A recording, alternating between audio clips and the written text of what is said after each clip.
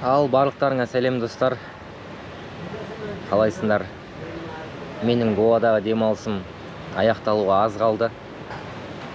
Бүгін бізде сенбі 28 ақпан сағат 2 болды Үндістанның уақытымен. Ертең жексенбі таңертең маған жатқан жерімді босатып Мумбайға қарай жол тарту керек. Бірақ мен сразу Мумбайға қарай жол жүрмеймін. Бірінші сағат 9-10-дарда жатқан жерімді босатамын, анау типа отельді. Сосын мен деген Мапуса дейтін жерге барам. Осы жерден шамамен 20 километр арақашықтықта орналасқан. 20 километр арақашықтықта орналасқан Мапусаға барамын да. Мапусадан мен автобусға билет алып қойдым. Жаңағы, спальный салон, жатып барасың, ішінде туалеті бар, кондиционері бар. Сол 2000 рупия болды. Онлайн алып қойдым да, через приложение Red Bus дейтін. Енді сол Мапусаға барамын. Ол жерге жету үшін 1,5 сағаттай уақыт кетеді. 1 сағат, 1,5 сағат. Егер сағат 10-да шығатын болсам, мен шамамен сағат 11:30-12-де сол автобустың станцияда боламын. Автобустың станция болғанда ол андай да. Бізде Европада білесіздер ғой, Flixbus дейтін жаңағы автобустар кеңінен таралған. Сол Flixbustың жаңағы зона ожиданиясы бар, кішкентай будка сияқты, орындықтары бар, ішінде суы бар.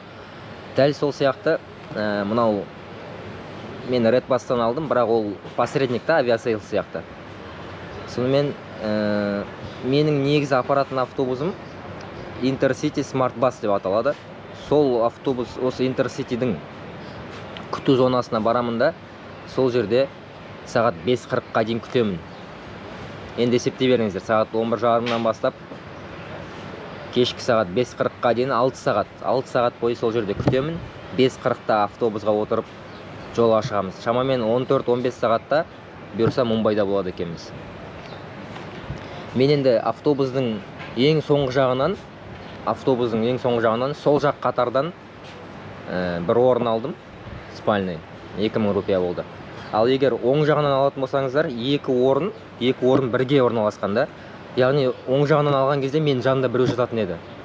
Үндіс па, біреу сасып, немесе білмеймін, бір қыз ба Үндістанның. Сондықтан кішкене 500 рупия қосып мен сол жақтан алдым. Өйткені өзім жалғыз жатамын. Осылай.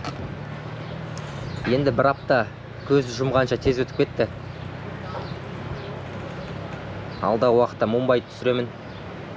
Гоадағы саяхатым аяқталды. Қазір мен күнделікті келіп жүрген Surf Shake дейтін ресторанға келдім. Дәл осы жерде орналасқан. Қазір чикен, тауықтың сорпасын заказ бердім. Бір местный роти дейтін нанмен. Соны жеп алып, отельге барамын. Видеоларды монтаждау керек. Сосын киімдерді дайындау керек, сумканы дайындау керек, барлықтарын. 1-2 киімдер бар, оларды жуу керек. Сосын кешке таман тағы да шығып бір тамақ ішіп алу керек. Ал одан кейін уже ертерек жату керек. Мен деген соңғы кездерде сағат түнгі 2-де, түнгі 3-терде жатып жүрмін. Ол өте кеш негізі. Мен мысалға кеше сағат 3:30-да жаттым. Бүгін сағат 1-де тұрдым, обедке 1-де. Ал негізі пляжға таңертең келу керек та. Таңертең келіп, күн ыстық емес кезде шомылу керек. Мынандай күн ыстық кезде негізі шомылу мүмкін емес. Өте ыстық. Осы достар. Бақылап отырыңыздар. Алдағы уақытта Мумбай түсіретін боламын. Лайк және комментария басып кетіңіздер. Міне құтқарушылар. Бүгін деген теңіздің суы артқа қаратай кетіп қалыпты. Кеше осы жерлерде болған шамамен.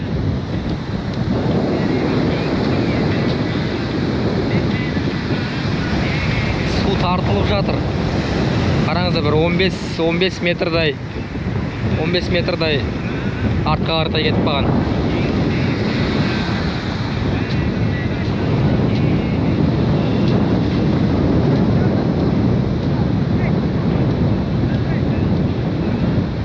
осындай достар. Мынау мороженое сататын бала адам көрмегендей.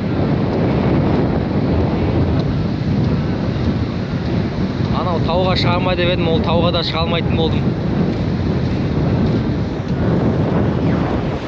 Енді күн ыстық болып жатыр, өте қатты ыстық. Ертең соңғы күн, бүгін соңғы күн, ертең кетемін. Шаршадым. Бұл жерге релакс, жаңағы демалам ба деп келіп едім. Болмады. Бәлкім өзім жалғыз жүргендіктен бе, шаршап кеттім. Қазір енді мен жаңағы суқымды жаңағы рестораннан тамақ ішіп алдым. Тауық сорпасы, нанмен, бір шырынмен. Ал енді қазір отельге бара жатыр. Жолдан дүкенге кіріп су алу керек. Бір балмұздақпен. Ал кейін мен видеоларымды монтаждап, ертең уже жолға шығатын боламын. Қазір Үндістан уақытымен сағат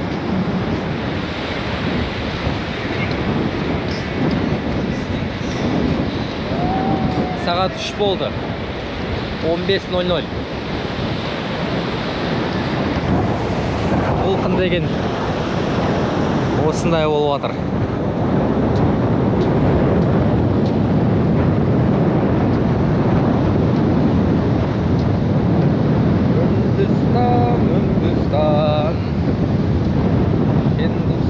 Үндістан. Гоадағы саяхаттың да осылай бітті.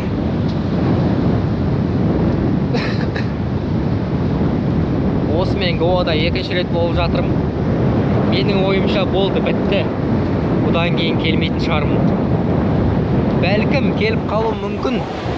Бірақ бұл Северный Гоаға емес, Южныйға баратын шығармын. Өйткені мына жерде орысша сөйлейтін туристер көп екен. Сосын сәл ластау және тыныш емес мына жер. Маған тыныш бір демалатын пляж керек та. А ол Южный Гоада екен. Енді бұйырса білмеймін, енді болашақта бәлкім араға бірнеше жыл салып, бәлкім 4 жылдан кейін ба аман болсақ, қайтадан Южный Гоаға келетін шығармын. Бірақ мына Гоаға емес. Өйткені бұл жерде мен қарайтын нәрсенің барлығын қарап, демалатын жерлердің барлығында демалып шықтым. Енді соңғы 3 күн болды мына жерде толқындар деген қатты соғып жатыр. Волны.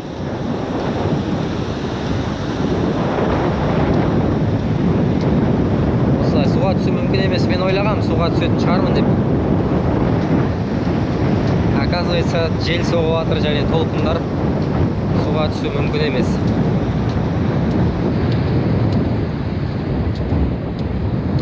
Мына жақта шығатын жер қайда?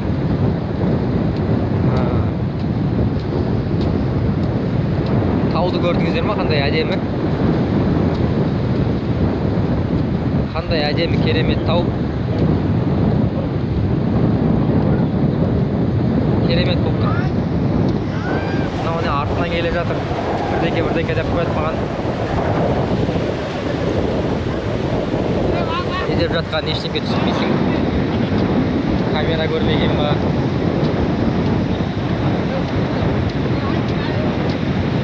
Осындай үндістер көп.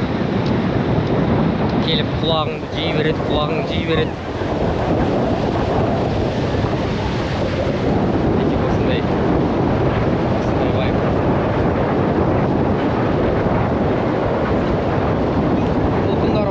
Үндістер суға түсе береді. Бұлар суға түссе ар жаққа дейін бармайды да. Индустар суға түсуге қорқады. Осылай, короче. Мен байқағаным, мына жерлерде үндістер көп екен. Ал егер дальше жүретін болсаңыздар, ар жақта уже туристар көп. Орыстар деген сияқты.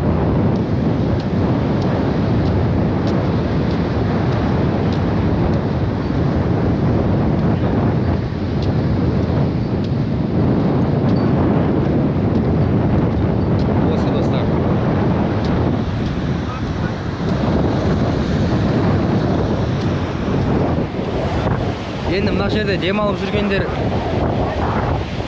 вроде бір элитный үндістер сияқты да, түрлеріне қарасаң, бірақ жаңағы адамға қарауы сәл ұнамайды.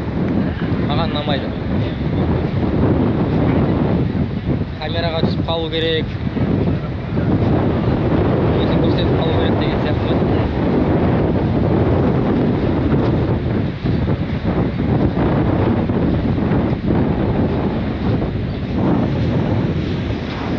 Осындай байып. Бүгін 35 градус ыстық болып тұр. 28 ақпан 2026 жыл.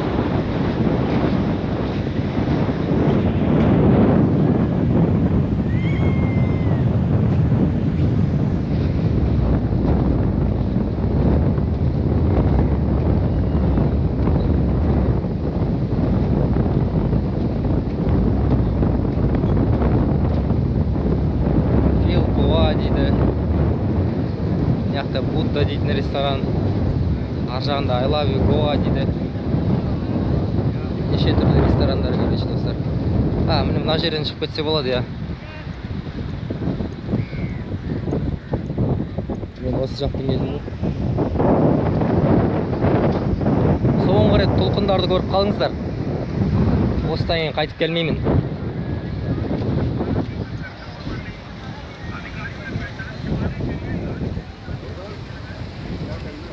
Бұл осындай жер екен.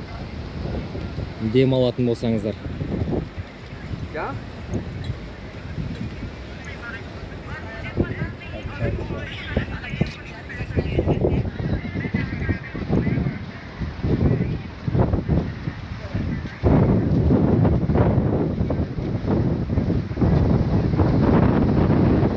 Мыналар, дөңгіршектер, біреулері балмұздақ сатады, біреулері жаңағы жүгері,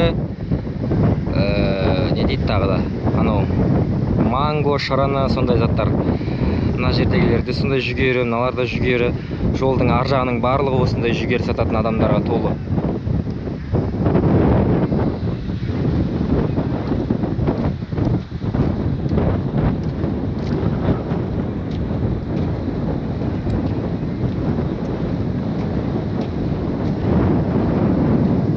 Местный лежактар осындай.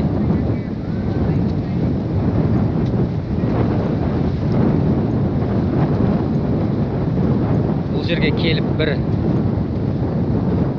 жаңағы ішетін нәрсе немесе жейтін нәрсе аласыздар да, осы лежактарда жата бересіздер.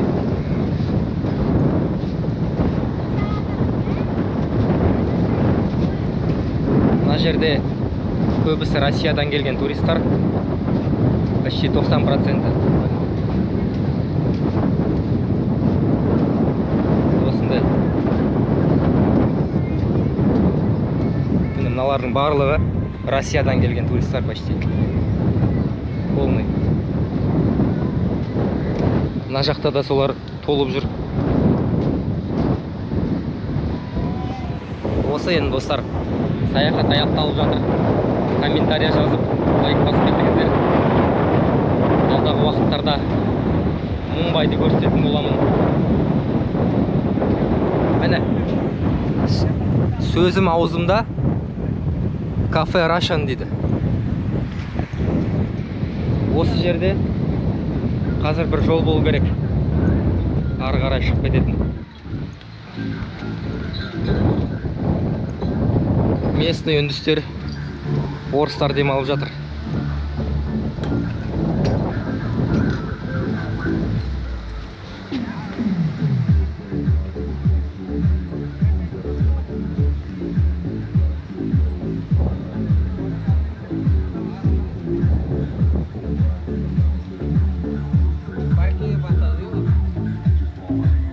Осылай достар.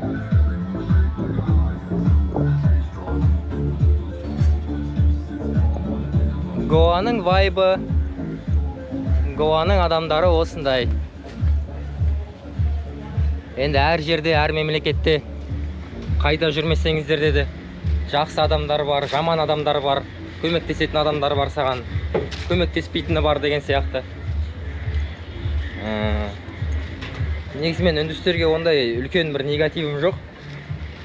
Өйткені мен білем, үндістердің ішінде жақсылар да бар. Иә, менің достарым бар. Және ішінде білем, жамандар да бар. Біздегідей қазақтарда да жақсылар бар, жамандар бар деген сияқты. Әр ұлтта сондай ғой. Ішінде жақсысы мен жаманы қатар жүреді.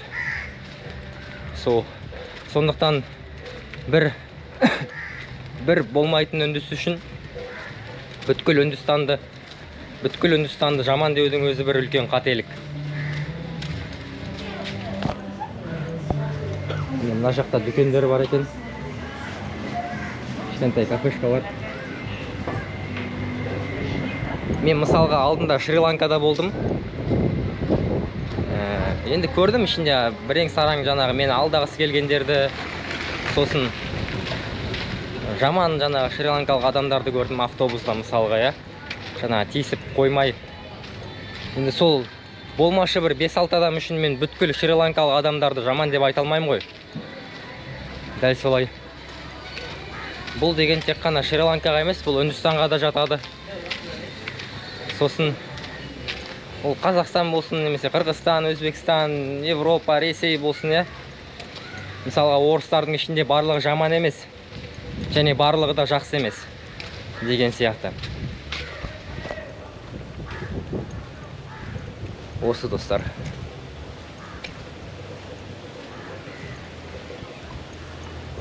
Мінекей осындай вайппен отельге бара жатырмын. Енді отель деп айта берейін, басқа не деп айтам оны? Қора демейтін шығарым. Хотя қораға напротив орналасқан.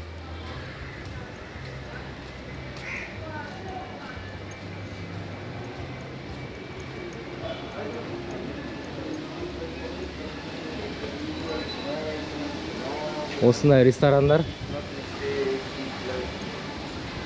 Кофе ішетін болсаңыздар.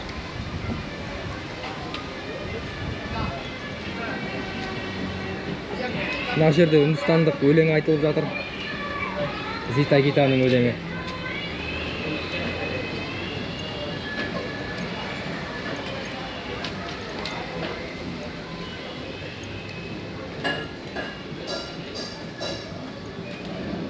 Осы достар.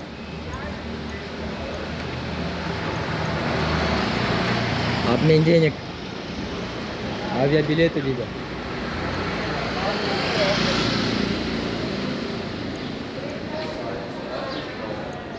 Міне орыс рестораны мына жақта. Жоқ, Чайна дейді. Чайна рестораны.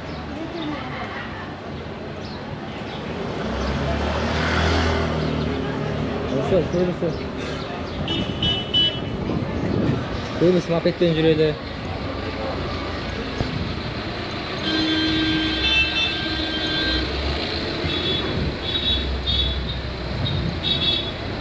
Мына жақ пробка болып жатыр.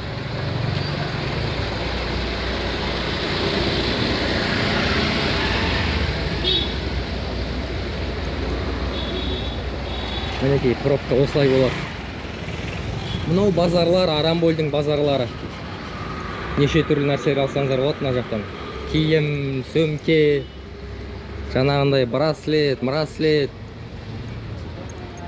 көйлек дейсіздер ма? Не керек барлығын алсаңыздар болады.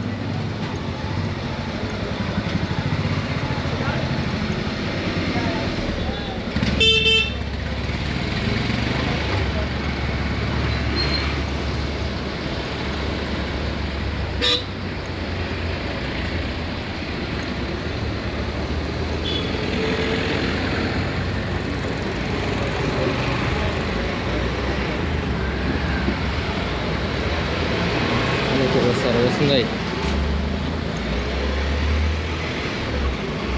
базарлар осындай, үндістер осындай. Sorry, brother.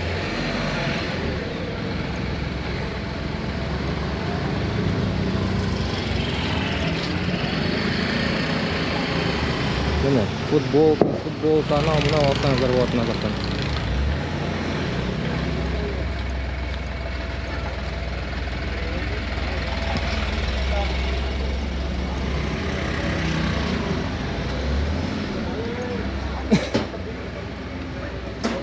Арамбольдің көшелері. Қазір бір 500 метр жүрсем, Менің отелімде көретін боласыздар.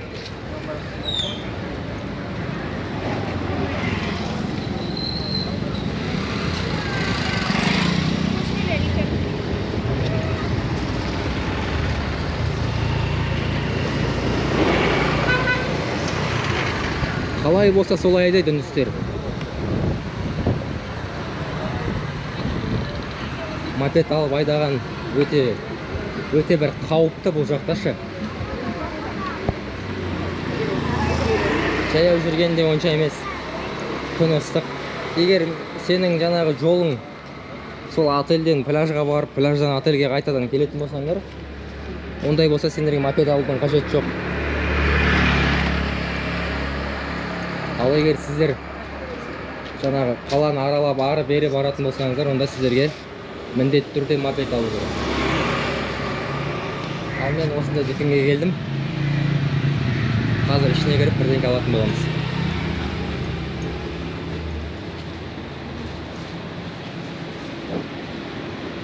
Мен қазір өзіме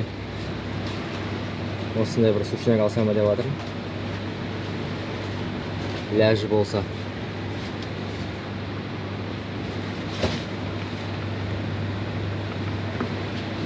Немесе мына жерден.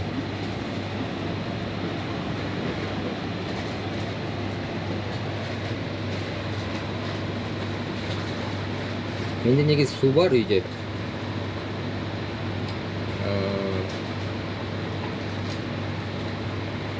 Сонда да бірдеңке алайын.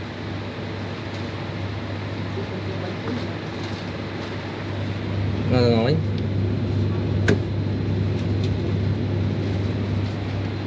Осындай нәрсе не екенін білмеймін. Біздегі Алматыдағы спрайт сияқты ғой. Және бір балмұздақ алу керек болып тұр маған.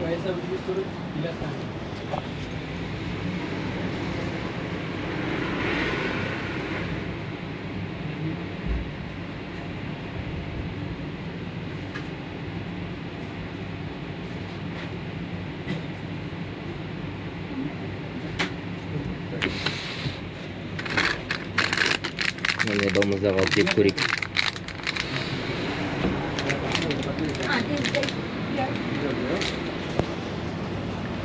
Қанша болатын білмеймін. Менің ойымша бір 100 рупийдай шығып қалу керек.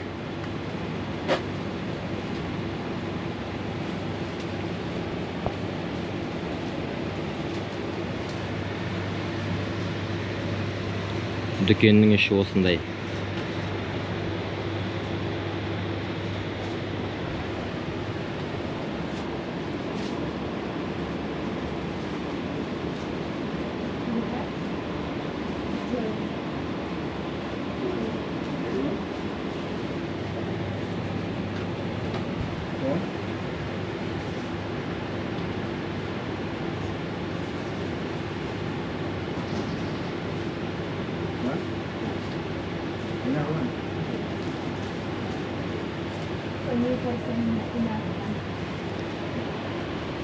Осылай енді достар, комментария, лайк басып, видеоны достарыңызбен бөлісіп отырыңыздар. Алдағы уақытта Үндістанның басқа қалаларын түсіретін болам. Осы Гоадағы саяхатым аяқталып жатыр. Бір апта деген тез өтіп кетті.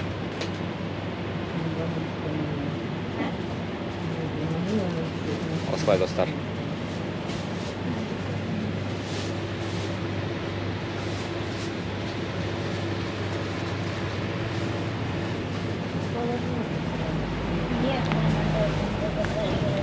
Бір балмұздақ пен кішкентай сушняк алдым. Біздегі спрайт сияқты севанат.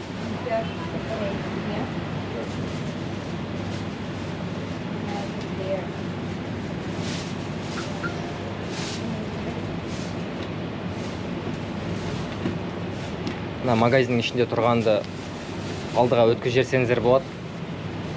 Өйткені мына жерде очередь болып тұр екен. Свой родной язык слышишь, что ли? Казахстан? Да. А вы откуда будете? Мына жақта Қазақстаннан келген туристар жүр екен. Қазақтардың жүрмейтін жері жоқ қой. Үндістан болсын, қаяқ болсын жүре береді. Алдында Шри-Ланкада көрдіңіздер, ол жерде де қазақтар бар.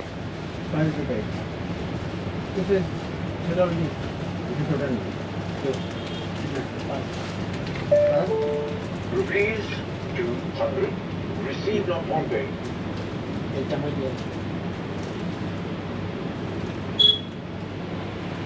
Все? Хорошо. Сізге де Нет. мінекей Гоада қазақтарды көрем деп ойламаппын, бірақ мүлдем.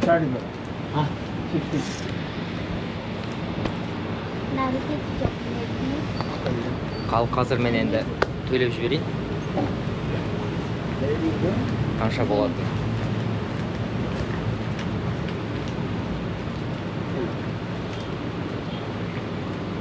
How much, brother?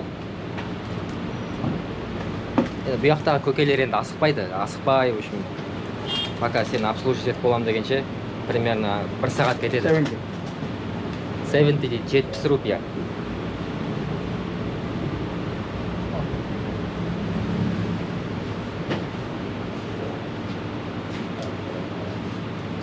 О, басы істейді екен. Thank you, brother. Thank you. Ал кеттік, достар.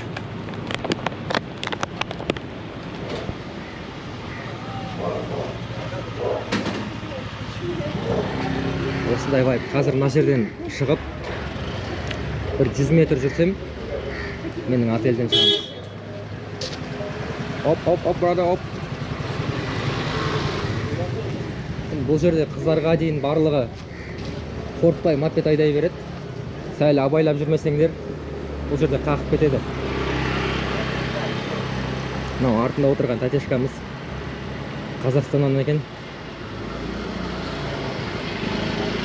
Қазақтардың жүрмейтін жері жоқ қой. Гоада қазақ көрем деп ойламаппын. Басқа, бірақ Гоада көрем деп ойламағам ғой қазақтарды. Өзімнің таныс дауысымды естіп жатырмын. Ты чё, с Казахстана деп қояды. Я Қазақстаннанмын ғой дедім. Одан кейін уже дальше сөйлескісі келмей қалды. Көрдіңіздер ма? Қазақтардың осындай бар да. Бір-бірін шетелде көрсе, жақтырмайды типа. Ондай бар енді бізде. Мынау менің жатқан жерім. Енді мынау бірінші этажда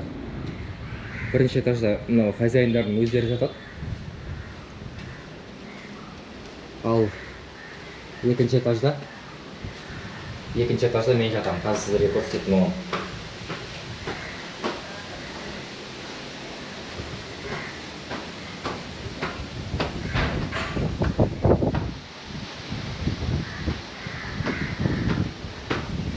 Жоқ, үшінші этажда екенмін.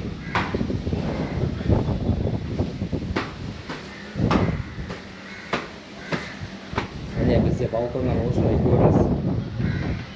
Мына жерде туристар көп. Енді алдында Германиядан келген туристарды көргенмін, Россиядан деген сияқты. Жанында екі көршім бар. Сол жақта Ресейден келген турист, оң жақта Ресейден келген турист, және тағы да Ресейден келген туристар. Осылай жүресіңдер, солға бұрыласыңдар. Міне бірінші есік. Мына жерде екінші есік. Мына жақта үшінші есік. Мына есік менікі. Мен осы жерде жатамын. Алдында көрсеттім ғой сендерге ішін. Қазір қайттан түсірмей қойын. Өйткені мен камерамның қазір ішін түсіретін болсам, камераны функцияларын ауыстыру керек болады. Өйткені қазір іші деген андай бұлдырлап тұрады да видеошы. Функцияны ауыстыру керек. Ол үшін видеоны тоқтату керек. Сіздер жатқан жерімнің ішін көрдіңіздер ғой. Көрмеген болсаңыздар, алдыңғы видеода мен осы бөлменің ішін түсіргем. Соны көрсеңіздер болады.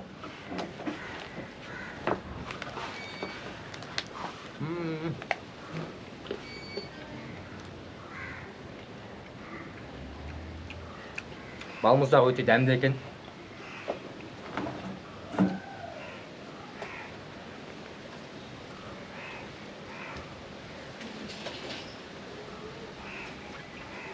Біздегі Алматыдағы, Қазақстандағы Магнат па? Магнат сияқты екен.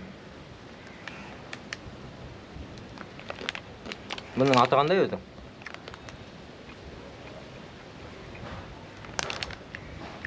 Максум.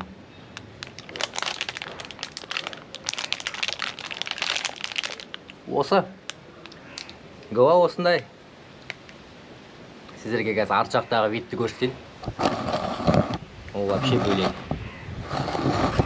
Мінекей. Мінекей.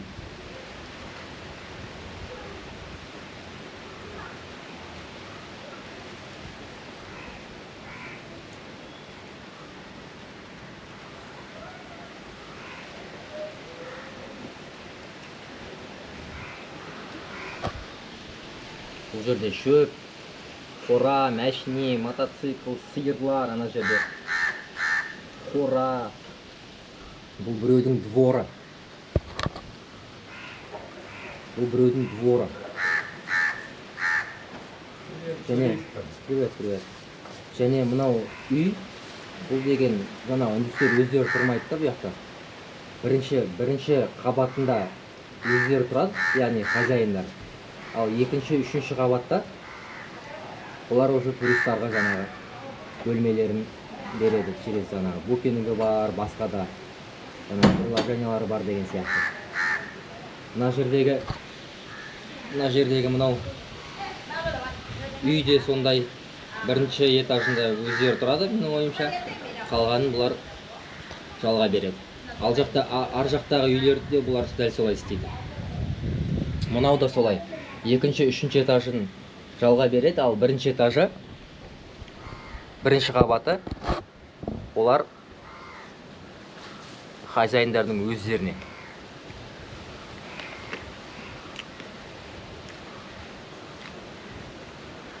Осы меніңше тоқтату керек сияқты видеоны. 28 минут болып кетті. Болып кетіпті, бұған дейін де қанша видео түсірдім, оларды қосам. Сол кезде өте көп уақыт болып кетеді. Жақсы.